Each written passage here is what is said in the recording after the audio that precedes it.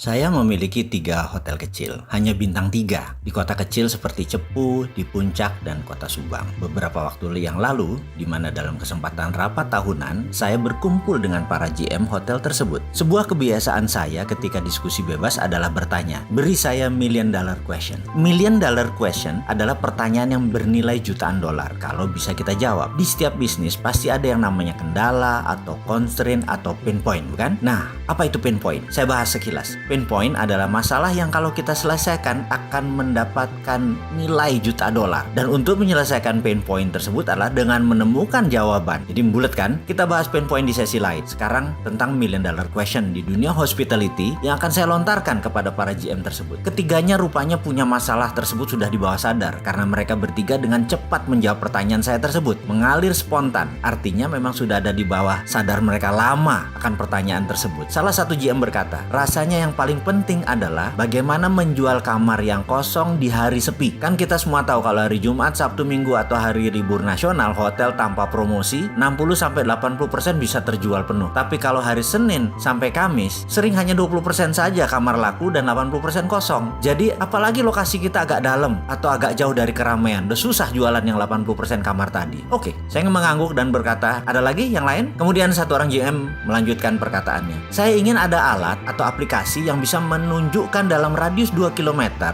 dari hotel saya ada berapa orang yang perlu kamar sekarang. Oke, saya bilang. Yang lain lagi, satu orang lagi yang terakhir berkata, pekerjaan anak-anak front desk, ada nggak aplikasi yang membuat mereka bisa bekerja dengan cepat? Karena rata-rata itu adalah 10-15 menitan lah kami melayani tamu di front desk. Kalau tamu tadi ada ngantri aja di belakangnya karena sore hari ada yang masuk kemudian ada yang ngantri di belakangnya, atau malam deh tersering, itu bisa 30 menit. Padahal melalui OTA atau .com segala macam itu malah lebih merepotkan karena data administrasinya ada di kita. Dia cuman good dalam paymentnya saja. Jadi administrasi harus tetap kita kerjakan manual. Mendengar komentar ketiganya, saya langsung berpikir keras seperti kebiasaan kaum introvert yang dicampur kaum intuitif seperti saya. Saya mikir saja. Tiba-tiba klik di kepala saya ada sesuatu yang sepertinya bunyi. Lalu saya berkata, kalau saya bisa jawab ini semua artinya kita akan dapat million dollar bisnis. Betul? Bertiga mengangguk. Padahal saya ini bukan berbicara pada mereka, saya setengahnya berbicara pada diri sendiri. Begini, kan aplikasi online traveler itu kebanyakan melihatnya dari sisi traveler, bukan dari sisi kalian para hotelier, bener nggak? OTA, online travel agent itu kan punya pihak ketiga. Bagaimana kalau saya buatkan aplikasi dari kacamata hotelier sekarang, dari kacamata kita? Jadi ini merupakan hotel platform, hotel yang menentukan segalanya, mulai dari pricing sampai HMS, software atau hotel management system, semua ada di front desk. Bahkan di front desk tersebut jika ada traveler, dia cuma ngasih QR code, dipotret, data pindah dan langsung kasih kunci. Jadi tugas front desk hanya satu. Setelah QR code dikasih tadi, tinggal samakan identitas dia dengan di QR code, lalu kuncinya dikasih. 1 menit selesai. Lalu saya bilang, bagaimana kalau saya siapkan aplikasi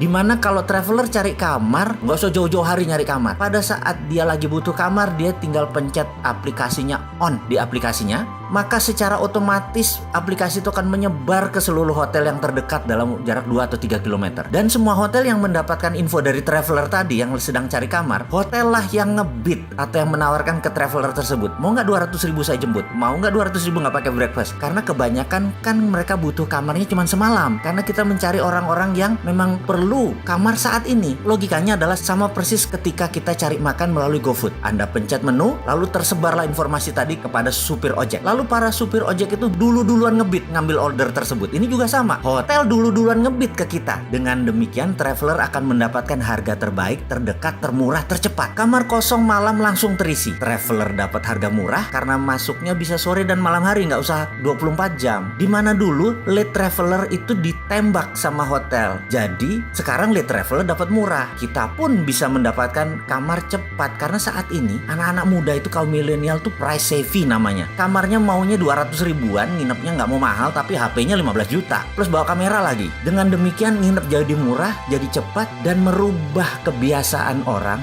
bertransaksi melalui OTA. Karena sekarang ini bukan OTA tapi hotel platform. Anda yang nentuin. Bagaimana? Demikian saya mengoceh panjang dan kemudian saya berkata, coba panggil Mas Daf. Mas Daf adalah tim IT saya yang sudah ikut saya lama banget. Banyak aplikasi yang dia buat. Saya bilang kepada Mas Daf, Mas, kita buat aplikasi namanya Get Hotel. Logonya warna biru muda seperti warna klub bola Manchester City. Dan dan ada kuningnya sedikit. Dan kami berenam setiap hari, setiap kesempatan sudah 6 bulan berjalan. Akhirnya kita ketemu sebuah aplikasi baru yang namanya Get Hotel. Kayaknya sudah siap meluncur. Ngomong-ngomong, ada yang minat gabung nggak?